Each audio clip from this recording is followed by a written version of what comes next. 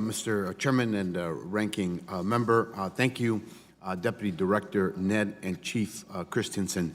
Mr. Nedd, last week, Assistant Secretary Combs appeared before this committee, and I expressed some frustration about the BLM reorganization. This committee has contended that these moves were best hastily planned and a waste of taxpayer dollars, and at worst, an effort to force federal employees out of work. On several occasions, our committee has asked the department for more information, but the department has failed to comply. The small amount of information we have received has not demonstrated a well-considered or planned process.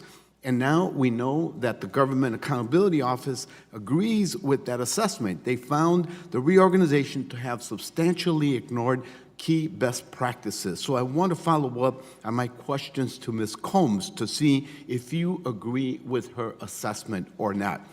Yes or no? Should an agency have specific performance measures to determine whether a reorganization is successful? Congressman, thank you for that question, but the BLM did a relocation, and so I can speak to relocation. So yes or no? Again, Congressman, I can speak to relocation. So you won't answer that. Should any reorganization have a cost-benefit analysis with a sensitivity analysis? Again, Congressman, I would be glad to speak to the relocation. Should an agency reorganization have an implementation plan? Again, Congressman, I would be glad to speak to the relocation. Should an agency reorganization have a clear continuity of operations plan to ensure no loss of work product or knowledge? Again, Congressman, I would be glad to speak. Mr. Nedd, do you understand the question, Mr. Nedd? I understand the question, and I can speak to the BLM relocation. He's asking your opinion. Again, my opinion, I'll be glad to give on the BLM relocation, Congressman. And finally, should an agency reorganization include input from agency staff and assess the plan's impact on staff retention?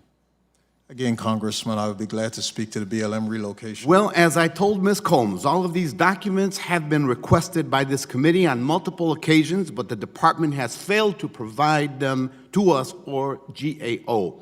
And the few responsive documents we have received show only inadequate analysis, unacceptable in any other job or sector. Can you tell me whether the department has provided all of the documents requested by the committee about the BLM relocation?